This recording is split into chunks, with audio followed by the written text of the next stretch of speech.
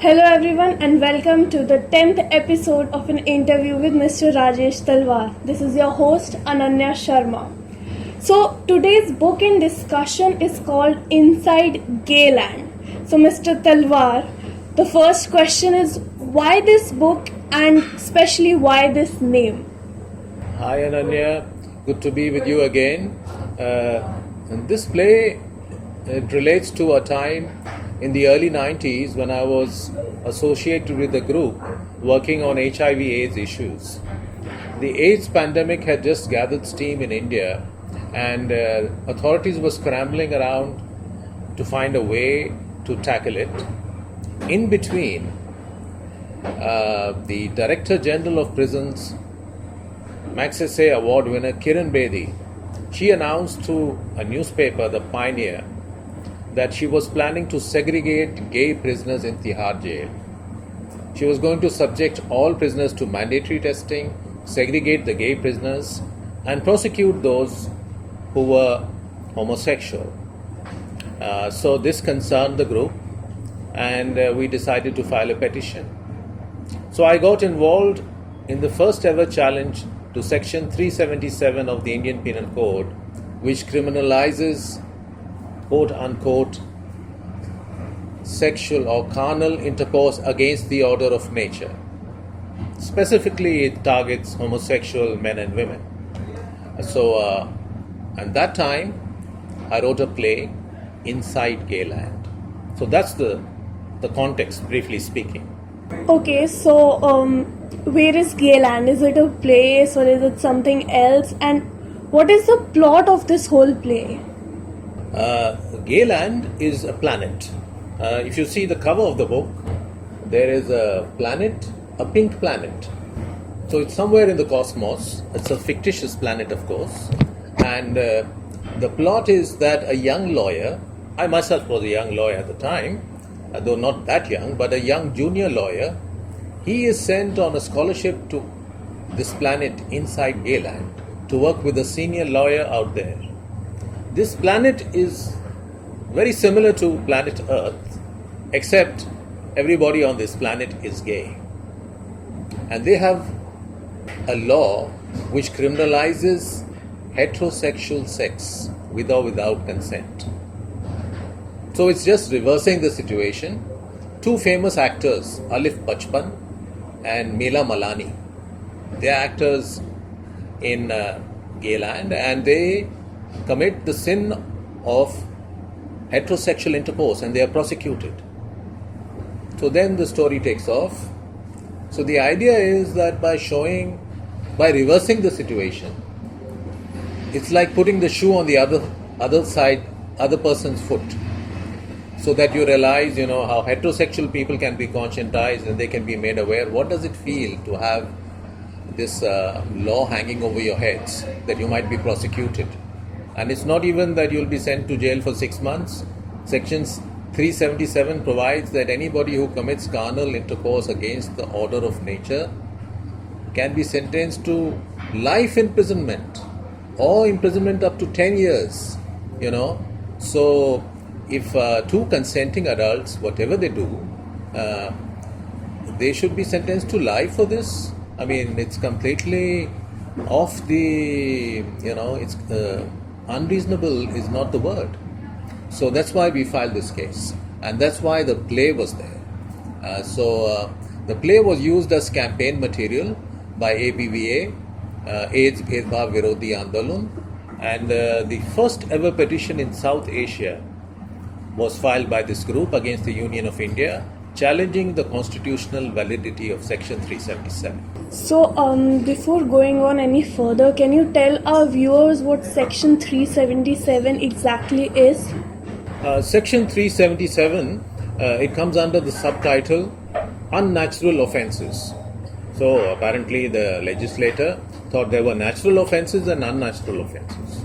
And then it says, whoever voluntarily commits carnal intercourse against the order of nature with any man, woman, or animal shall be punished with imprisonment which may be for life or up to 10 years with or without fine. So in most offences, there is a victim of a crime. Offenses against the body, there's a victim and there is a perpetrator. But here, the consent doesn't matter. So theoretically, even if a man and a woman, even if a husband and wife, they do anything which is against the order of nature, which is, not having sex in the regular format, the missionary format, or slight variations, they could be prosecuted under this section. But it was envisaged to be targeted against homosexuals in particular. It was based on another law in England, anti-buggery law, 2 centuries previously. What is interesting is that 377 was used in many of the former British colonies. In India, we didn't have homosexuality criminalized prior to the British. The attitudes of people were much more flexible.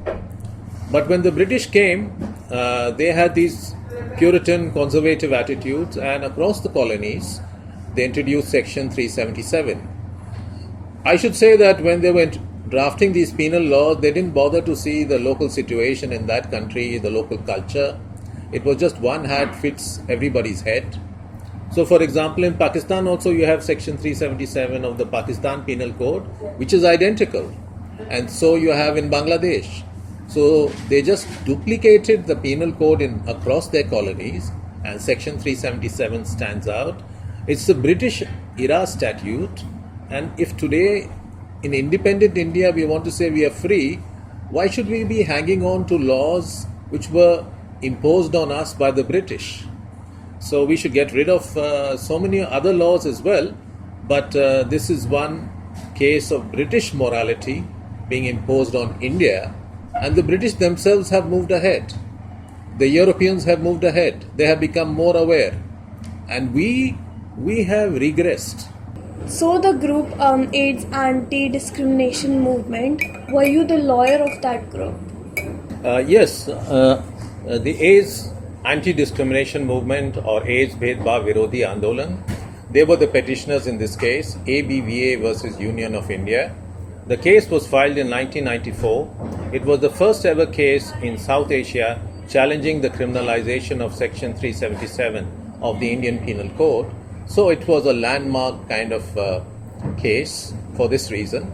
I was the lawyer for this group as far as the case in the High Court was concerned. ABVA itself, they had another lawyer who was also a member, Shobha Agarwal. So the case was filed on behalf of ABVA by me, but ABVA was represented by Shobha Agarwal. So the petition was filed and we sought several relief for it. One was, of course, that there should be no mandatory testing because that was against WHO guidelines. Then we said there should be no segregation of prisoners based on their sexual orientation.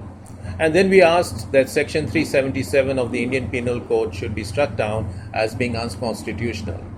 So why didn't civil rights groups and gays take up this matter? I think they were too scared. Firstly, of course, in democratic rights groups, there was not enough awareness of the issue. They were more concerned about homosexual rape. In fact, one civil rights group guy came up to me and he said, why are you wasting the time on a case which doesn't concern most people? And you should be focusing on homosexual rape, which takes place in prisons, in schools, in custodial centers, in care homes. That should be your focus. Why are you asking for decriminalization of Section 377? So there was very little awareness amongst civil liberties groups and democratic rights groups. There was also, I think, fear among the gay community to come out in the open because then they would be exposed. I was relatively more secure because I was confident in my own sexuality and I didn't really worry what anybody would say. So I think we went ahead and filed this case, and it's important that this case should be mentioned today because it's quite often ignored. For example, if you go to Wikipedia and you look up Section 377, you would think that everything in India started with the High Court decision of 2009, whereas this case was filed actually in 1994. So that was 15 years before. So I think it's important that people who have fought for a particular cause, the ABVA, which is a self-effacing kind of group, the individuals who are also self-effacing, they should be given credit for something that they started off, and it should be pointed out that civil liberties groups came into the picture later. Gay groups also came into the picture later. Vikram Seth was already a celebrity. He was known all over the world. But 1994, he was in the closet. So were many other people. Today, many people have come out of the closet, and that is thanks to the efforts of groups like ABVA, who went out, who filed the petition, and it gave confidence to the gay community that they also filed the petition. So, did any senior lawyers get involved with the case at that time? Senior lawyers were not willing to get involved at the outset. I was not a very well known at the time. I was also a younger lawyer, relatively speaking. So part of the reason I became involved in the case was because no other lawyer was willing to take up the case. ABVA decided to file the case because the gay community was not willing to come forward, because civil rights groups thought it was something irrelevant to India. Although subsequently PUCL has taken out reports, but at the time PUCL, PUDR, they didn't think this was an important issue. But we were hoping that once the case was filed, lawyers would come forward, more reputable lawyers who would help in arguing the case, and to some extent that did happen. For one hearing, Indira Jaisingh, who subsequently became Additional Solicitor General, she appeared, and for one hearing, Soli Sorabji appeared. Soli Sorabji being a jazz fan, and a liberal, he appeared. But it was not on their priority, but we need to thank them for their involvement, however limited it may have been. And finally, when the case came up, I think it was before Justice Wadhwa of the Delhi High Court, who subsequently went to the Supreme Court, he heard the arguments and he admitted the case. He thought it was a case worthy of attention. So, was your family opposed to you taking up this case? My parents are quite traditional, but at the same time they are extremely open-minded in many ways. So they didn't even think of putting in any objection. They knew that I was fighting this case, and they didn't have any thought that I shouldn't be doing it. They were very open-minded on that front. And in general also they left me to my own devices. But of course that was not true of relatives. I remember an aunt calling up my mother and saying, "Oh, we've been reading in the papers that your son is filing a case on this section 377, and this is very bad. What is he up to?" So of course I was unmarried then and I'm unmarried today.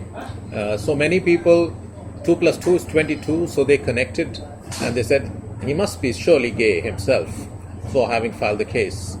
And in the Mohan Singh Coffee House also, when I used to meet with this ABVA members, people would whisper and they'd say, "Oh, there's this lawyer who comes from the Supreme Court who's filed this case."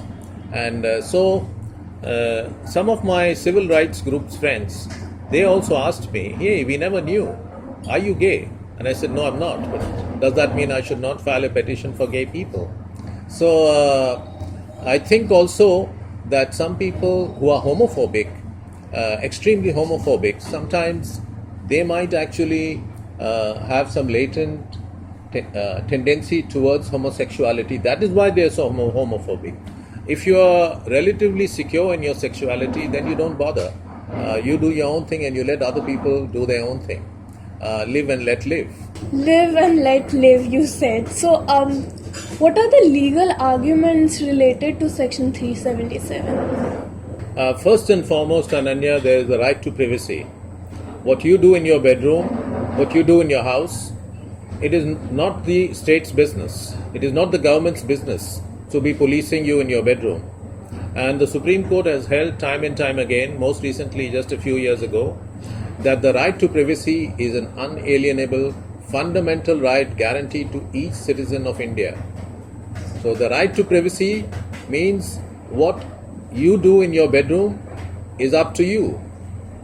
You should not be getting policed by the state in something which is consensual. So the right to privacy is one very important argument. The second thing is that this is a victimless crime. Two people want to be together for whatever purpose, they are not harming anybody. There is no person being harmed.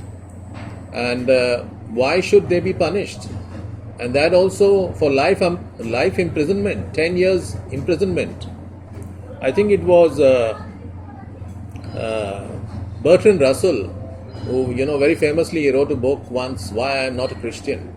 And one of the arguments he gave for not being a Christian was, he said, the Bible says that somebody will be sentenced to burn in hell for till the end of time. And he said, for a small crime to be sentenced to hellfire for the rest of existence is just too extreme. And this is not even a crime, but you're going to put somebody to life imprisonment for something, two people, whatever they want to do with each other, it's none of the state's business. So, for example, we have compoundable and non-compoundable offenses. When you are driving rashly and you hurt somebody on the road, you may commit two kinds of crimes. One is, of course, you commit a crime against the person who's injured. So he's the victim. The second is you commit a crime against society. So even if the victim forgives you, the prosecution continues because you've committed a crime against society. But here there is no crime against society. There is no crime against any other person. There are two people, whatever they want to do. The Supreme Court has gone back. It has regressed. And hopefully, now that it's deliberating once again, the 5-member bench will reverse the earlier Supreme Court decision. And then, we can, as a nation, walk proud in the community of nations.